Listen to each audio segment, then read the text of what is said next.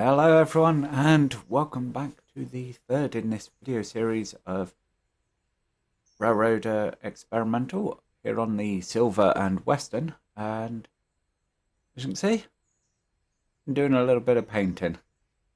We have a nice gold and yellow coach.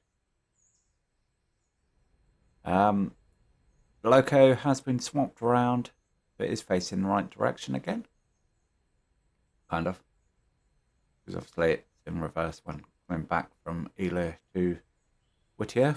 But the train is set up for departing the last service of the day down to Ely. That will be going in 12 seconds.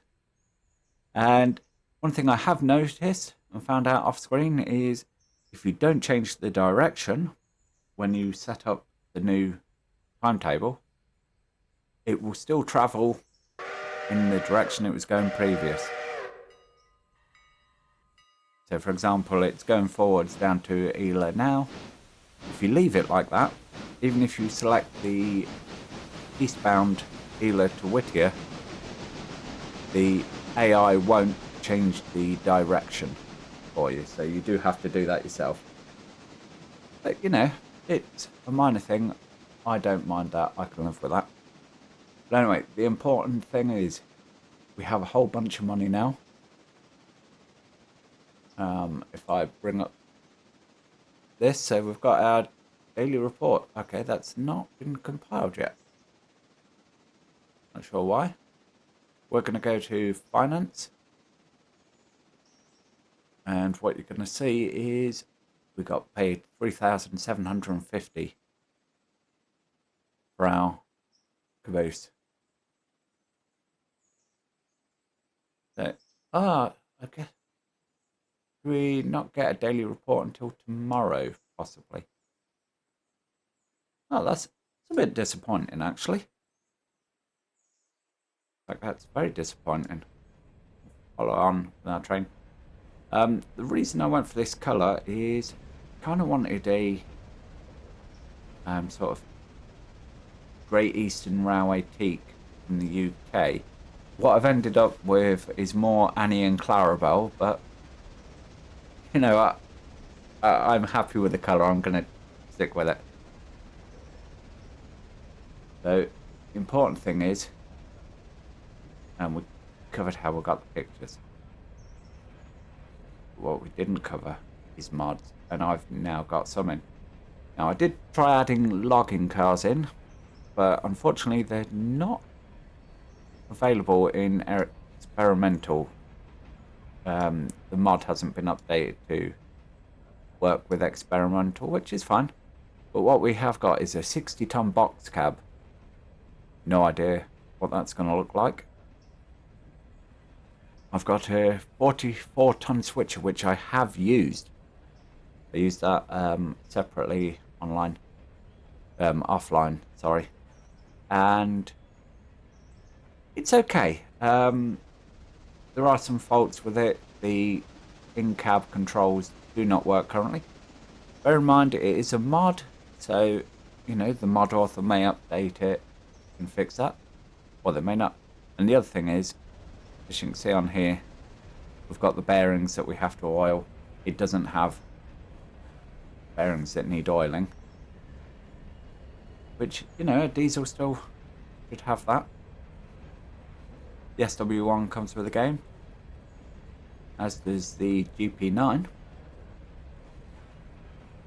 But what we now have is an RS 1325. Now, apparently there is an Alco RS1 and RS3. I haven't found them yet. When I do find them, be assured I am adding those in. But the other thing we have that absolutely shouldn't exist in this time period is, I imagine, can be way overpowered, is the GP38. So built in 1966, and I think this game is set in the 50s. So a bit out of our time period, but yeah, that's going to be the goal, is GP38. So when we get up to coal, they're going to come in really handy. I mean, what is the active effort? Oh, see, the RS 1325 is not too far out from that. It's got a better factor of adhesion. Curve radius is fine.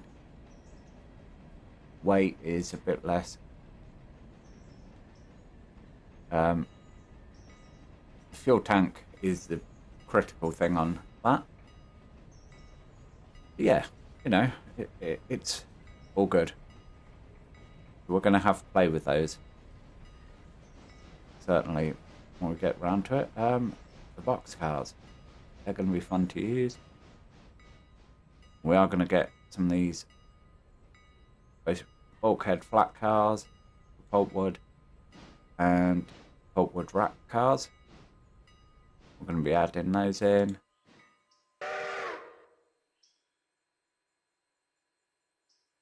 Oh, okay, so it said the mod didn't work, but I now see that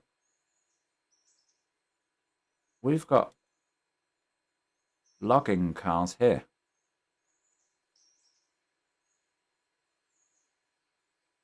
Maybe the mod has worked. Maybe we need to have a look at those. So capacity 6 logs, capacity 8 logs, capacity 12 logs. Wow. So we've got industries that only supply 12 logs a day. Or 12 cars of logs a day. Yeah. So the skeleton cars carry 3 logs. So that's yeah, that's going to be 4 cars worth. So you'll get 3 of these per day of materials. Yeah. So they're going to be fun. Pulpwood gondola as well. That's an additional. Yeah. Okay. So it said it didn't work, but it appears that it has worked. Maybe we'll have a look. Right now, we've just got 45 fares for the 45 people coming. So what I need to do is set that reverse. Go to cruise, select our passenger train, and we are going to scroll down and select number 14, which is our last service of the day. What you can do is copy from timetable, but I'm not sure you actually need to because it seems to just load up automatically for me. So I'm not sure if that step's required. The train seems to understand what it's doing. We'll have a look at that in more depth when we open our next milestone. Talking of milestones,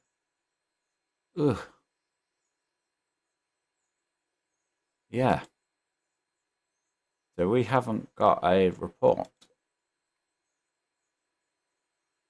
which means that we haven't unlocked special stuff. So what I'm going to do is oh no, our reputation and everything updates at midnight. So yeah, I am going to run this train back. I'm going to put it away in the shed because, you know, needs a little maintenance. So that won't hurt. Certainly give it what it needs. So I'm going to go do all that. And I'm going to come back to you at 5 a.m. on day 2.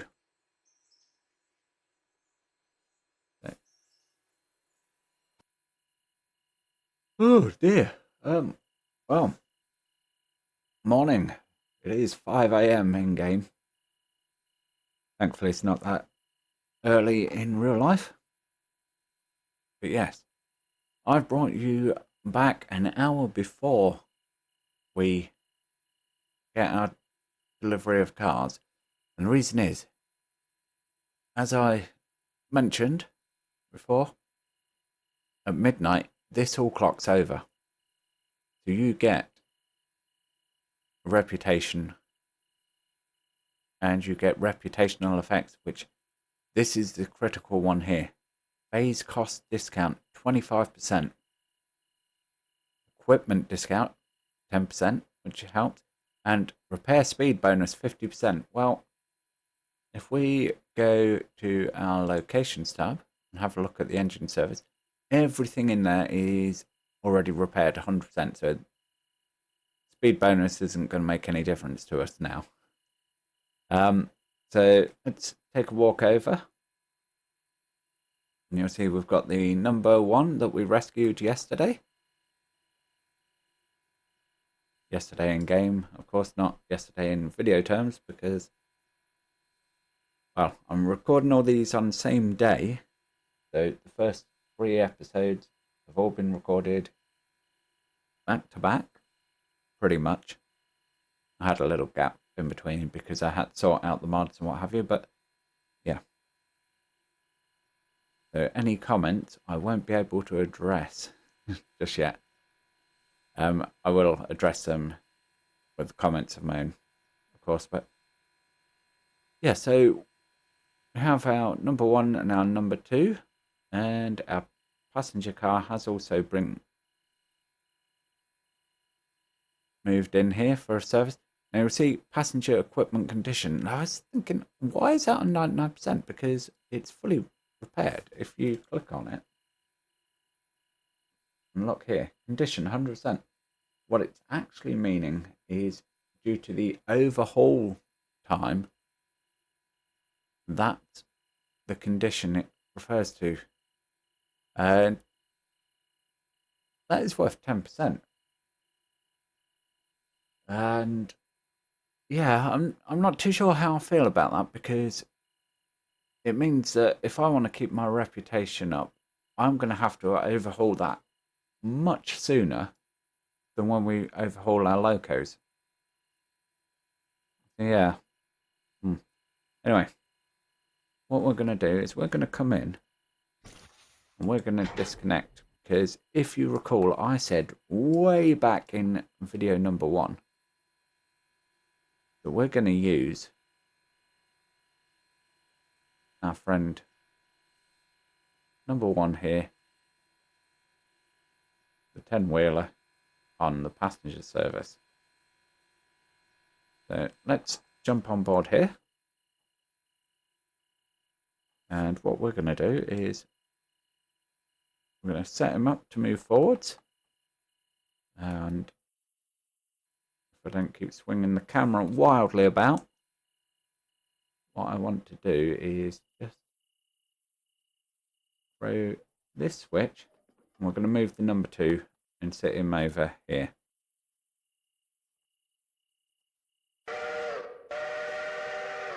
Now I have played around with the whistle on the number 2 as well. Let's put the headlight on. I'm just going to roll him out of the shed.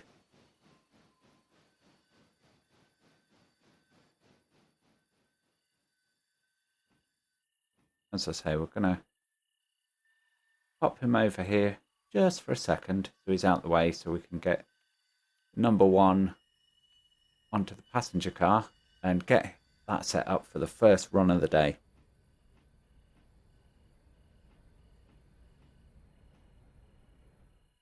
So we'll bring that to a halt. We are going to throw this switch and this switch. We're going to right click on here and release the handbrake. Click over here. We now have control of number 1.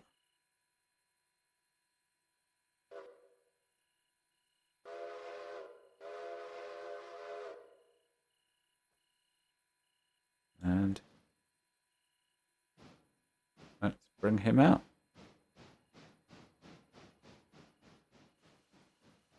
Of course, we do need to fuel up number 1. Very important we remember that.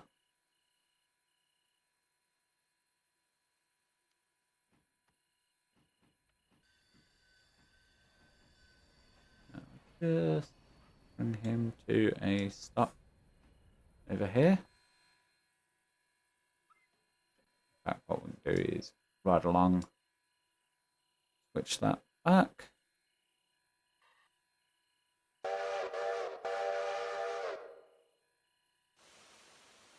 The angle cut. And proceed back. It just means we're not going to be blinding our passengers when we put it into reverse. So bring that back nice and smooth. We're in no rush, no race. Because we have got 54 minutes until the surface is due out. Just going to do is use that back.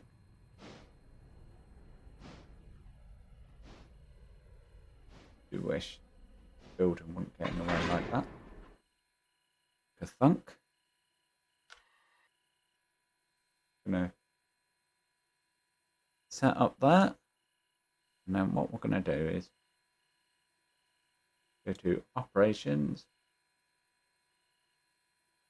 We're gonna set him on passenger train crew, which is already set to number 1. And we're going to release the handbrake. I thought had already been done. We're going to copy from timetable. Which I'm just going to do on the first train. I'm going to test it on number 2, see if I have to actually do that. But that's all set. He's all set. So what I'm going to do is I'm going to set him for the road.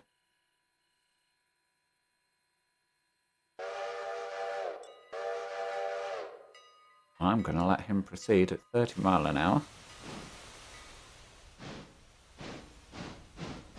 Where he will set all the tracks he needs. In fact, no, don't want to do that. Manual. Slow down.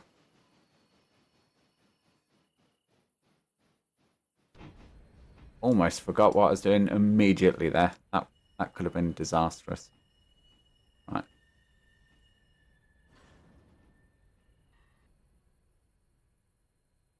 Roll this out.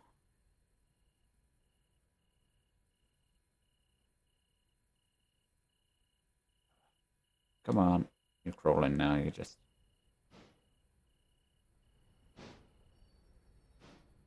doing it deliberately. Right, stop. Overshot slightly. It'll be fine. We only need a splash of water anyway. There you go. But we only need a splash of water. Oh well. It really was a splash of water. So let's move over to our coal dump.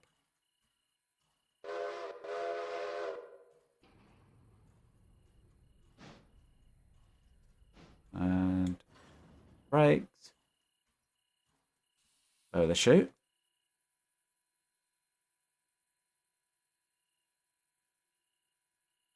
Get him nice and full.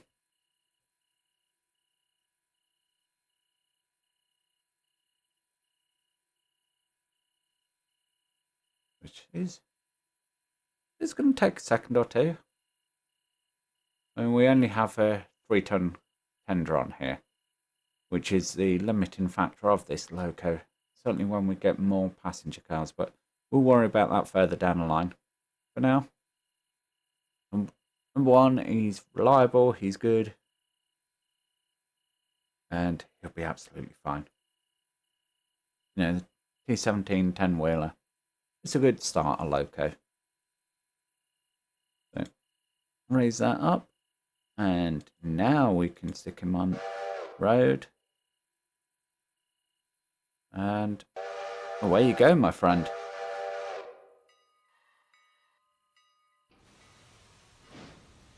Meanwhile, going to go back to our friend number 2 here. We're going to bring him out and get ready to service the interchange.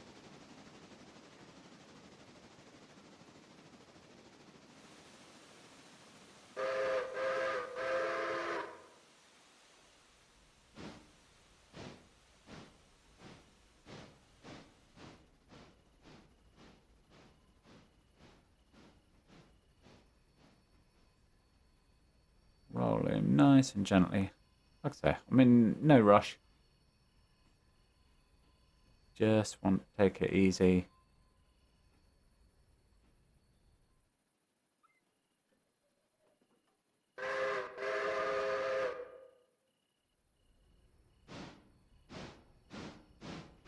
Like so.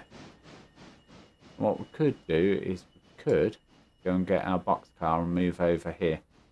But I'm not going to do that today because we don't need repair parts just yet. And as I showed in the previous video, that's 3,000 big ones to do that. So, right, stop. Oh, that's right on the limit there. Right. Just top off the coal and the water.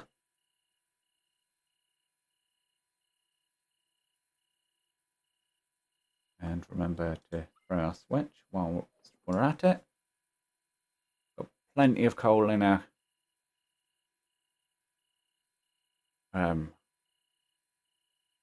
coal loader, as it says over here. Our open hopper. Yeah, his coal chute should be. I can get the angle right. There you go. Coal conveyor's got 2 ton in it. So all is good and well with the world.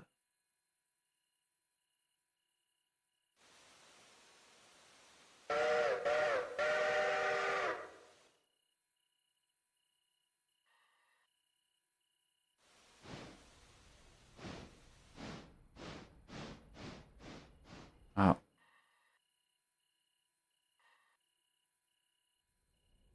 Majorly overshot there.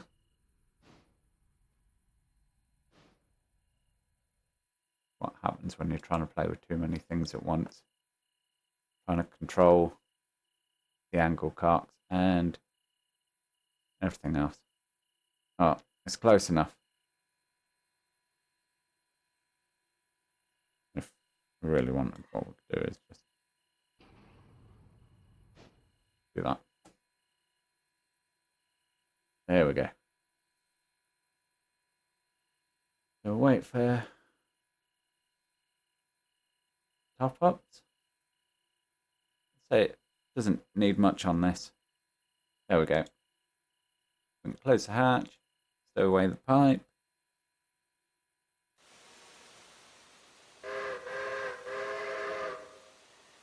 Whistle.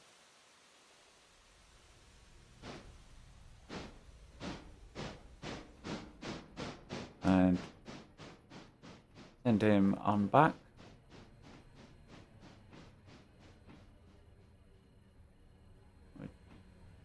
Just going to move him up to roughly in line with the shed. Pretend that we are leaving enough run around room for the loco that's going to come into the interchange.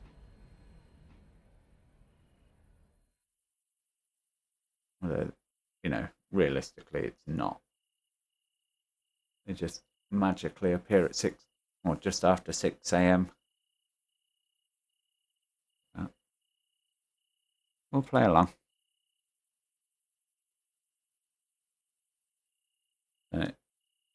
Let's just bring our loco to a stop there. And one thing we are going to do is we're going to set up some contracts. Because we're all good and well over here. As you can see, we've got 45 minutes to do the interchanges first. We took a tier 1 contract already Holyfield heating oil, because it just unloads so slow that a higher tier realistically just doesn't make sense on that one, because you end up with so many cars sat down there. So Senzel Manufacturing. We'll take a tier 2 contract out on that. Sawmill on a tier 3 contract on that one. And Ela Farm Supply, I'm going to do a tier 3 on that as well. Now, unfortunately, it does say tomorrow for those. Which, okay, fair enough. But what we can do is start the first phase of our Ela Bridge. We've got our 25% off. We're going to do that. And if you're wondering how I've suddenly got a bit more finance, I took £1,000 loan out. And no, I don't need to do that. But I want the diesels really quick. And there is a little bit of a little fiddle you can do to get extra money. So you pay 10% on every 1,000 you take out. But if you wait, certainly this was in the old stable release, if you waited until you were less than a day to go and took a loan out, you paid much less. And then what you could do is repay all on when this resets to 4 days, whatever, and you would pay, you'd get the full 10% knocked off this. Be easier to show you when it happens rather than explain, because I'm not great. But essentially you will end up with a profit by paying back a whole chunk of loan on day 5 of your interest payment due.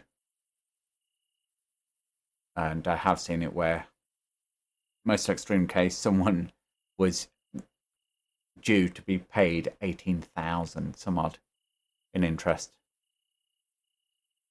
And essentially all you have to do is keep a $1,000 loan out. Now, if you don't intend to ever do loans, it doesn't really make much difference, but I am going to need a loan in a few days so we can buy our diesel. So that's why I'm doing it. Anyway, whilst we're sat here, let's just advance time a bit. So we've only got a couple of minutes now to wait until A, our train departs, and B, we get a whole load of freight cars. Now, I have noticed through my off-screen exploits, passengers seem to start arriving at the depots about an hour before the train is due to depart. And then every 10-15 minutes, you'll get more people walk up. So that seems to be how the whole timetabling thing works, rather than just random people constantly building up.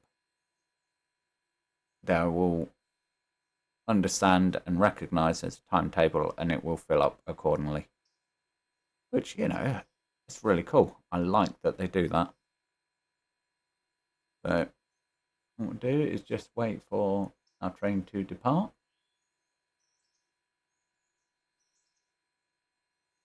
It's going to do any moment now. There we go. He says. Ah.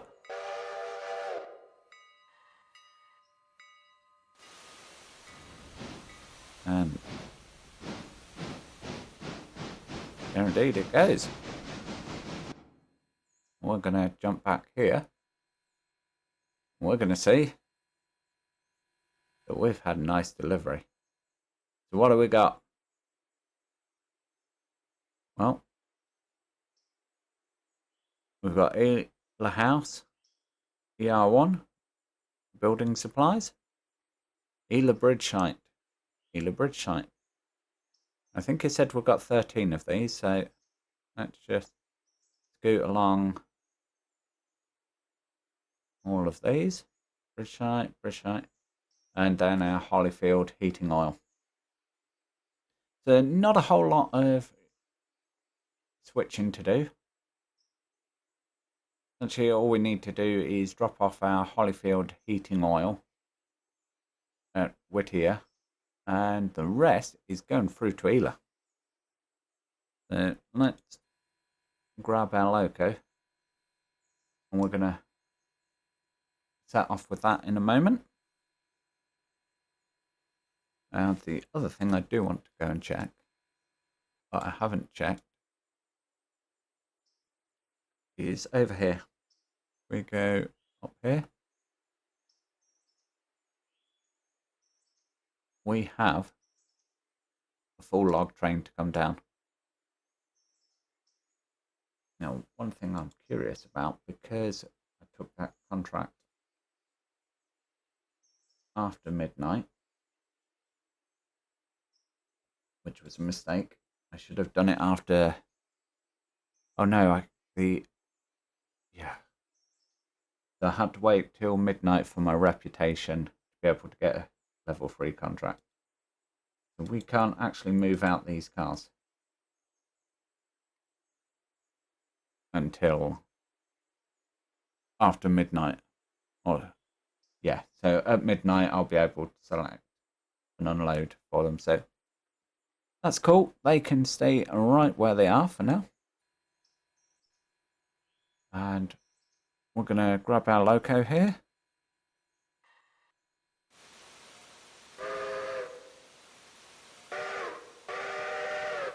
And we're just going to pull back